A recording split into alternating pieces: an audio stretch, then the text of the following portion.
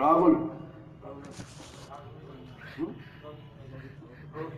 ரோஹித் ரோஹித் ரோஹித்ன்ற பையன் நாமெல்லாம் வந்து இது பண்றது விசேஷம் இல்லை.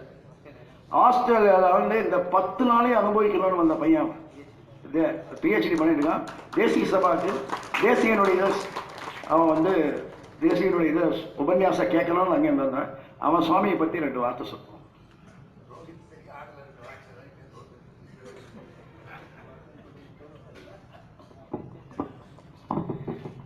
சுவாமியை தரிசனம் பண்றதே மகாபாகியம். சுவாமியோட உபன்யாசம் கேட்கறதுக்காக தான் வந்தேன். சுவாமியோட உபன்யாசம் எப்படி இருந்தா எல்லாரையும் கட்டி போட்டுருது. அப்படின்னா நம்ம எல்லாம் நோட்ஸ் எடுத்துப்போம். சுவாமி உபன்யாசம் பண்றச்சே அது சுவாமி உபன்யாசம் கேட்டுட்டே இருக்கு. நோட்ஸ் எடுக்கிறது கூட கஷ்டமா இருக்கு. ஏன்னா அதுல அப்படியே ஊறி போயிட்டோம். அது சுவாமி வந்து இந்த மகாபாரத சரித்திரம் தேசிகன் எப்படி அனுபவிச்சிருக்காருன்றதை பத்தி சாய்ச்சார்.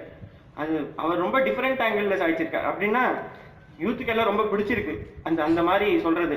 அதுவும் அதுல உதிக்கிற ஒரு ரகசியமான விஷயங்கள் எல்லாம் சுவாமி ரொம்ப அற்புதமா சாய்ச்சிருக்க. ரொம்ப நம்மளுக்கு புரியுற மாதிரி சாய்ச்சிருக்க. இது மாதிரி சாய்க்கிறதுன்றது ரொம்ப துர்லபம். இப்படிப்பட்ட ஒரு ஆச்சரியமான உபன்யாசம் பண்ணதுக்கு சுவாமிக்கு அனந்த கோட்டி தண்டவத் சமர்ப்பிச்சுக்கிறேன் சுவாமி திருவடி வாரத்துல. இதே மாதிரி சுவாமி எப்பெல்லாம் முடியுமோ அது மாதிரி தேசிகத்தை பார்க்க எழுந்தொழி எங்களை எல்லாம் அனுகிரகிக்கணும். இது மாதிரி